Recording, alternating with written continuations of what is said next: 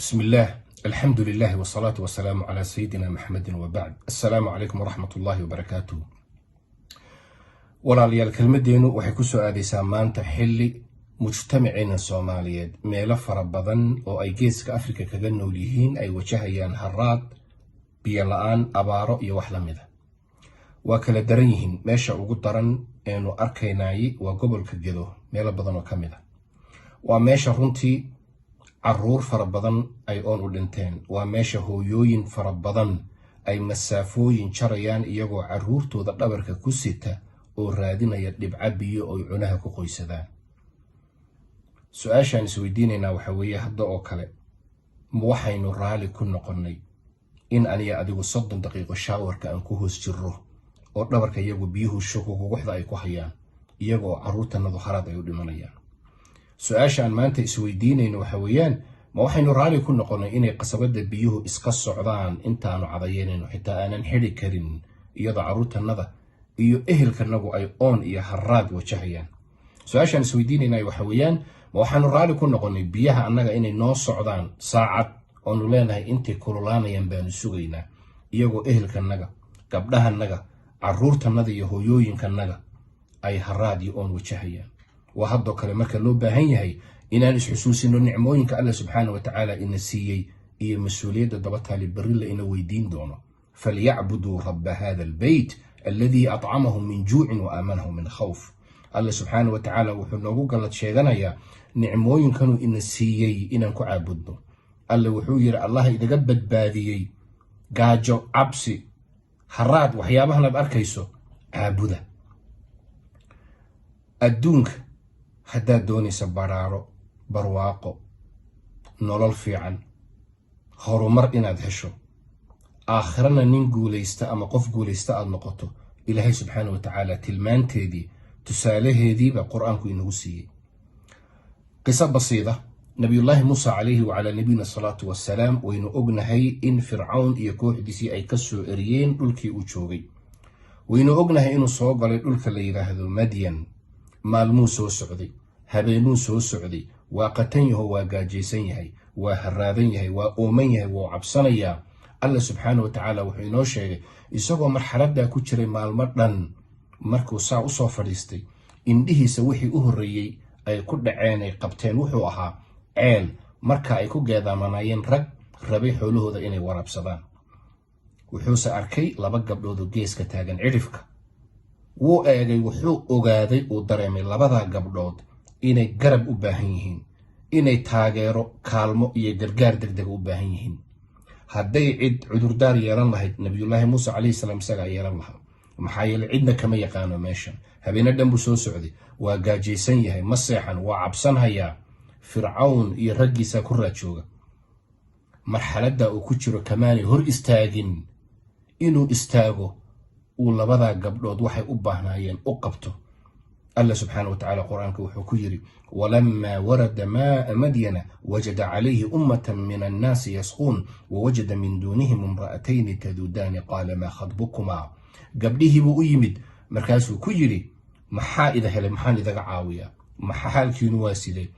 waxay ku yidhaahdeen xoolahanaan rabnaa inaan waraabsanno oon meesha biyo ka qaadanno, laakiin raggan murqaha waaweyn ma dhexgeli karra annagu, xooggaasoo kalena ma nihin. xoolihii buu ka qaaday, wuu jeedhay, hawshoodu u qabtay, kadibna wuxuu yidhi orda guryihiina aada. geedkiisiibuu ku soo noqday. waa markuu odhanayo rabbi innii bimaa anzalta ilaya min khayrin faqiir.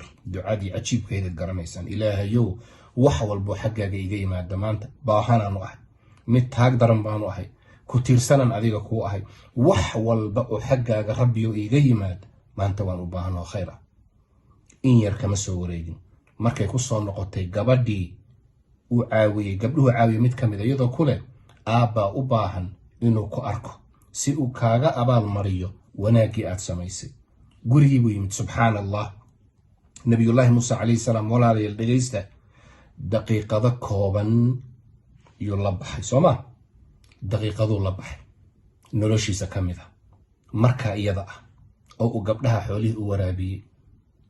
alla subxaanahu wa tacaala wuxuu ugu bedelay guri inuu helo, shaqo, kariyar inuu helo, guur qurux badan oo xalaalo inuu helo, cunno iyo cabid iyo meeluu joogo iyo amni inuu helo. إني أريد أن أنكحك إحدى ابنتي هاتين على أن تأجرني 8 حجج فإن أتممت 10 فمن عندك وما أريد أن أشق عليك ستجدني إن شاء الله من الصالحين. آية دواد قرنيسان أبوهد مركو كويري labadayda gabdhoodna mid baan kuu guurin, shaqadaadiina waa tan, gurigiina waa ka, reerkaagu waa kan, cunno iyo cabid iyo baashaal waxa la yidhaahdo daqaa'iq noloshiisa ka mid ah oo uu rabbi subxaanahu wa tacaala haleeshiiyey inuu la baxo weeye wuxuu intaa ku helay. wiilasha dhallinyarada ee shaqeeya, ee guurka doonaya, ee guriga doonaya, ee barwaaqada doonaya, iyo kuwa kale ee wax walba haysta, laakiin inuu alla subxaanahu wa tacaala u barwaaqeeye oo u barakeeye oo u zaa'ideeye sugayow, dhabbihii guushu waka waa in wax lala baxo. nebi muuse calayhi salaam waqti buu la baxay, shilimaadkaad haysaan la baxa, fridge bay cuntadu nooga buuxdaa, saqaf baa madaxeena dul saarana meelaa seexanaan haysanaa, bangiyada lacag inoogu jirtaa, biyihii baa saa u socda, walaalahayana way dhimanayaan. miyaana la su-aalin midda? waxaan u baahannahay in aan garanno nicmadan ilaahay subxaanahu wa tacaala ina siiyey mas-uuliyadda daba taala. waxaan kusoo gabagabaynayaa ها أنتم هؤلاء تدعون لتنفقوا في سبيل الله. وهذا كلام مركة لا يسوي يروه إن ألا درتي وحلا ربح معها سياسة درتي معها سياسة درتي لتنفقوا في سبيل الله ألا درتي إن وحلا ربحه. لكن دبكوا حكتا غيو ألا يرفع منكم من يبخل.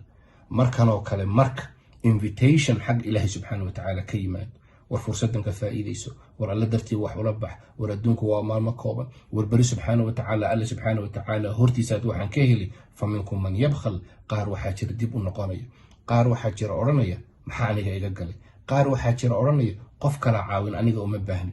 alla subxaana wa tacaala wuxuu inoo sheegay qofkaasaa dib ugu noqda, wallahu alghani wa antum alfuqaraa, adigaa ku tiirsane ah, baahane ah, alle u baahan, alle waa kaa kaaftoon yahay.